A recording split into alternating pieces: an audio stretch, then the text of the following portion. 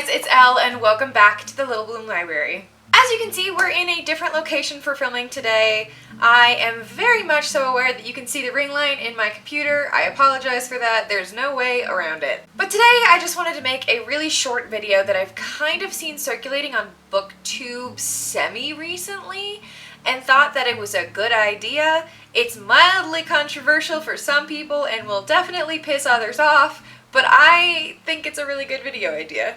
And that is popular books that I will never read. First up on the list is going to piss off a lot of people that really love book talk, because what I have found from book talk, even though I'm not intimately into book talk, is Colleen Hoover, period. Anything, any book by Colleen Hoover, I will never read. I have heard horror stories of how insensitive and irreverent this author is when it comes to serious topics like domestic violence and SA. I do not stand by that at all and will never be picking up any one of their books. The next one is also going to be a little contentious, but I'm going to preface it with this. I think that this book is exactly the reason why we need to have educated readers and writers. It is so important that the authors writing stories directed towards young adults or even new adults or even adults need to be seriously aware of the current cultural climate, as well as what is and is not okay anymore. I'll also say that if you have a kink, go for it. That's your business, it's none of mine. I'm going to be the last person that judges anyone for whatever they're into. But when it comes to putting it into a novel that is then mass-produced and shared with a very wide audience of which you have no control over who gets to read and when, and at what age, it becomes problematic. And the book that I am specifically talking about is From Blood and Ash by Jennifer L. Armentrout. I have heard that this book is insanely whitewashed, and really the dynamic in the book between the love interests is unhealthy. I also have another book on this list that's by an author that does very similar tropes, and I understand that this is very unacceptable, especially in the 21st century. But this book in particular, I have heard some horror stories about. The next book series is a little less I hate this and I never want to read it, and more so that I have just not heard enough good reviews as opposed to how many bad reviews I've heard about it, and that is The Cruel Prince by Holly Black. Now this one I am not directly opposed to in any certain sort of way, but I have heard really mixed reviews, and a lot of the bad reviews I've heard have not made me want to pick it up and give it the benefit of the doubt. I will have to say with this one, though, that in recent months I've been hearing better things about it. I'm not sure if that's just the demographic has changed that is reading this book, or people are coming back to this book and are realizing they like it a lot, or what's happening with that, but it's just on my never gonna read list.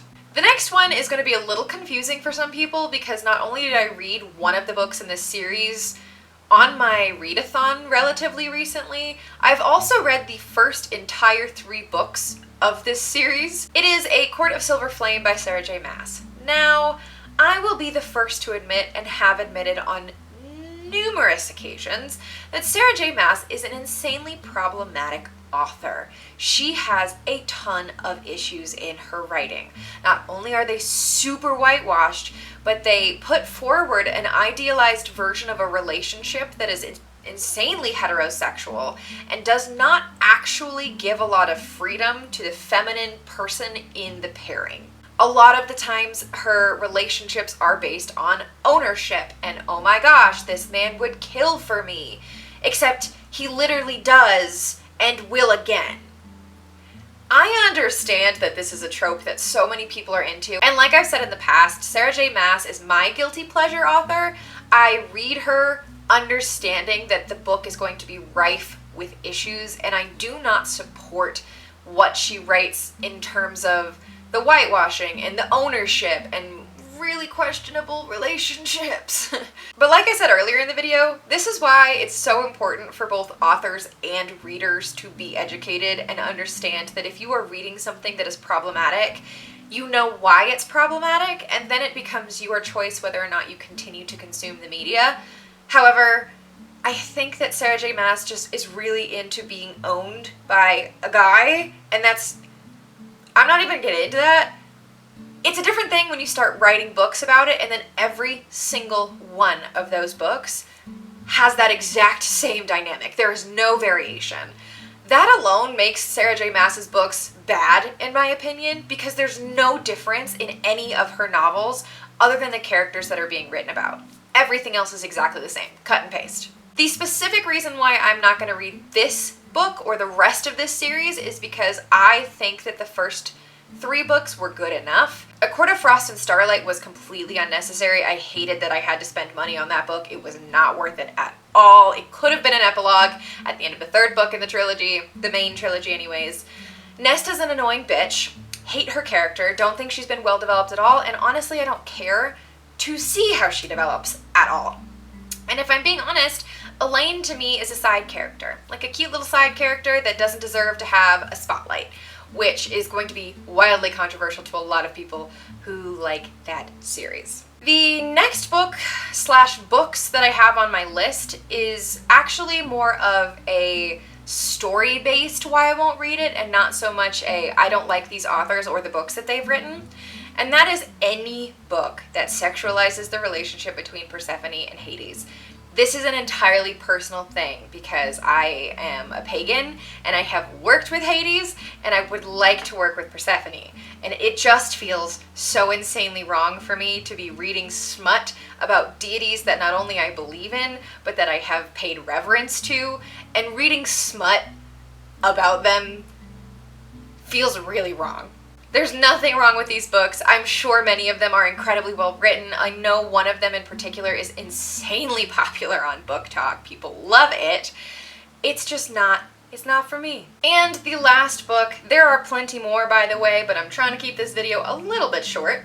The last book on today's video at least is Serpent and Dove and the entire series. Much like many of the other books on this list so far, this book/series I've just heard too much about in terms of, oh, the author is a little problematic and some of the tropes in this novel are a little problematic, and I am just not interested in reading problematic tropes. I, again, will be the first to admit that there are some tropes that I think are, if you step back and look at it from a serious lens, super problematic, but also understand that it's fictional literature. And at some point you have to let tropes stand where they are as literature and not as something someone would actually want. And that plays very heavily into Sarah J. Maas, I think, as well. However, I've just not heard excellent things about Serpent and Dove. This is one of those books that I think if I have heard anything, it's either been one extreme or the other. Either people are super against this book and they really, really would never recommend it, or it's on someone's top 10 books of the year. I haven't heard enough good things about Serpent and Dove compared to the problematic things that I've heard about it to want to give this book the benefit of the doubt. But that's all I have for you guys today. Let me know in the comment section below if any of these are on your I will never read this list, or if you want to see a part 2, because there are definitely more wildly popular books that I will never read. So if you guys are interested in seeing a follow-up video to this one, let me know in the comment section below. I will see you guys again in 2 Saturdays, and until then, peace out guys, and happy reading.